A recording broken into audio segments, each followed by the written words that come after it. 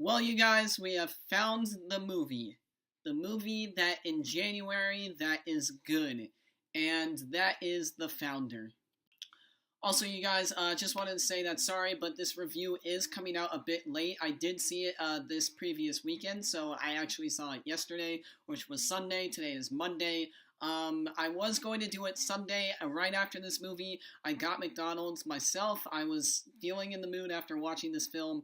I wanted to start the review off with like me eating McDonald's and it'd be a really funny thumbnail, but it didn't work out because my laptop just like crashed. I don't know what was wrong with it, but we got it fixed today. We were gonna have to go to the Apple store and everything, but now it's fine. I know you guys care so much, which is why I'm dragging on this part of the clip of this video. So, but I just wanted to say that because I did see it earlier, I was gonna try and get it out to you guys earlier, but there were some technical problems with the way I film these videos. So, but now that it's all reset and good, here's the review. So, The Founder stars Michael Keaton, Laura Dern, Nick Offerman, John Carroll Lynch, Patrick Wilson, who I did not know was in this movie. I was very satisfied to see in, BJ Novak, and Linda Cardinelli from Freaks and Geeks and Bloodline. Don't know why I said what stuff she has been in and not everybody else. I just really like her, and I was also really satisfied to see her in this film. So there were a few surprise actors and actresses in this film that I did not know that was going to be in it, and that was awesome to see. Because I don't think a lot of people are going to see this film, and it's just such an important story. And with a big cast, I think it will really get the story out there and want people to see the film, not just the fact that it's about McDonald's. So let's get into it. So The Founder is about Ray Kroc, and I know what you're thinking. No, it's about McDonald's. Well, yes, it's about McDonald's, but it's also about Ray Kroc and how he took over the franchise that McDonald's essentially became. And so what you really have here is a story of how the American dream came crashing down. And the way Michael Keaton portrays Ray Kroc in this film was just, it was amazing and mind-blowing to see. It's just how convincing his role in the movie is, and I think convincing is the best word to use for his character in this film. He was obviously one of the best parts in this movie. I love Michael Keaton. Spotlight was great. Everything else he has been in is good. I can't come up with anything right now. Spotlight is the first thing that came to mind and was the most recent thing that he's been in, I think, since The Founder.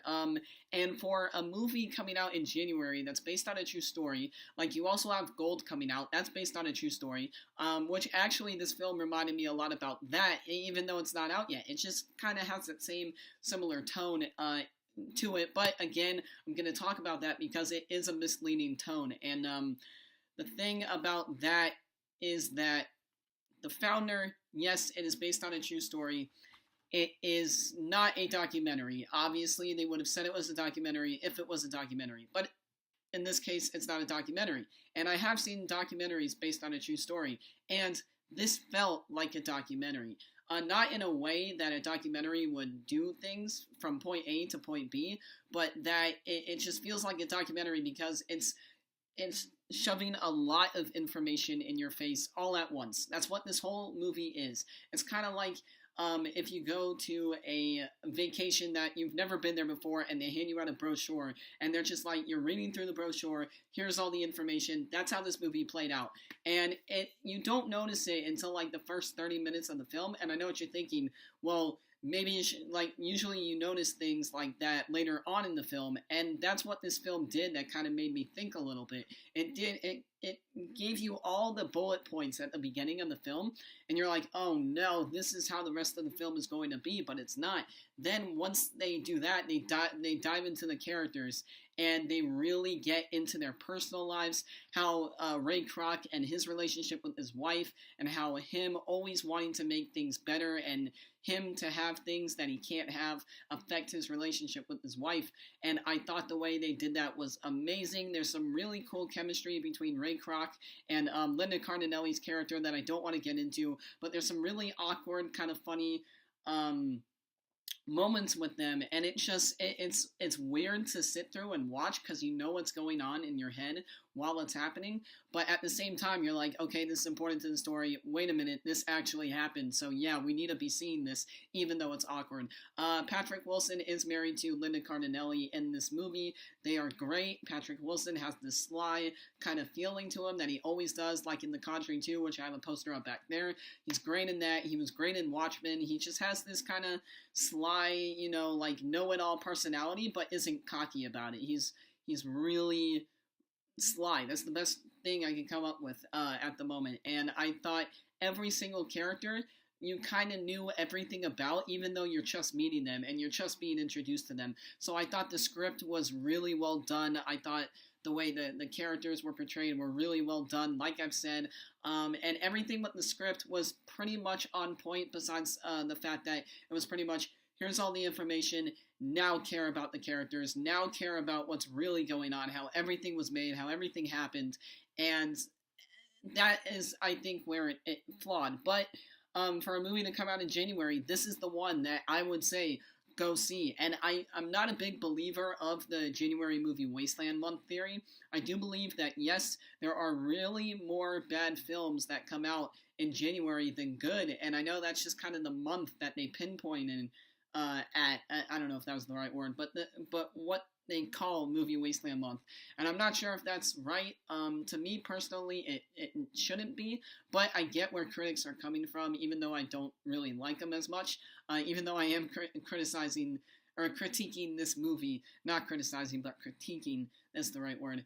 I don't know, like I do my own critiques, I do my own reviews, but not to shit all over the movie. I actually watch all the bad films. I watch all the good ones. And this was up there with the good ones. And for it to come out in January, like I said at the start of this, was awesome. It really made the January movie Wasteland Month not feel so shitty and not feel like, oh, just every weekend there's going to be bad movies until February when you start getting excited and your most anticipated films start appearing that you created on your list. And so I want to say that The Founder is a good, solid film, a good, solid, true story film that you can really pay attention to, really feel like you're in the moment with the film in and out of itself. And I think the writers and John Lee Hancock, who was the director, who also did The Blind Side, and a bunch of other stuff I read right before doing this review, but forgot at the moment, that just makes this movie a true story. And they really respect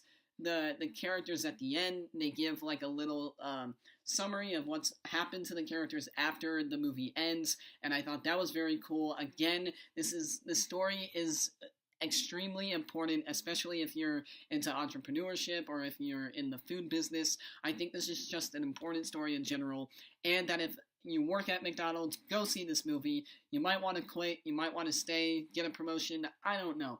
But I do think you should see this movie, and I enjoyed it a lot. So, to kind of end this video, I want to talk about some of the things that kind of flawed with this movie and that kind of annoyed me. Obviously, it's not anything to do with the script. It's not anything to do with the characters in themselves, because what happened actually happened. It's the fact that this movie's a little bit misleading in the trailer, and I've been seeing that a lot lately. I don't know if it's just me, maybe that's just my opinion, I could be wrong, I'm not sure. But every trailer I've seen lately has been kinda misleading, and I think that again just goes to show that Movie Wasteland Month could be a thing. I'm not sure it is now, I guess, but to me, not really. But this trailer was misleading. There are some true story trailer movies that I've seen where it's really upbeat and there's a lot going on in every single scene, and then that's what that movie actually is. But with this movie, they make it seem like it's that way, and then it's a slow start, it's a speedy process to the middle, and then a satisfying ending. So I think that was the best way I could kind of say how this film goes in terms of point A to point B to point C, till you get to the end of the film. But it just didn't live up to what I thought this film was going to be going into the movie. I didn't go in with high expectations. I didn't go in with low expectations. I thought I would like it. I did like it. I didn't love it, but I didn't hate it. So with that in mind, guys, I'm going to give this movie a great and I am pretty satisfied with that result. It could have been an awesome if the trailer actually was what the movie made it out to look like, but it just didn't do that for me. I didn't love the characters as much as I thought I would, even though I did like them and appreciate them for who they are and what they did in the film.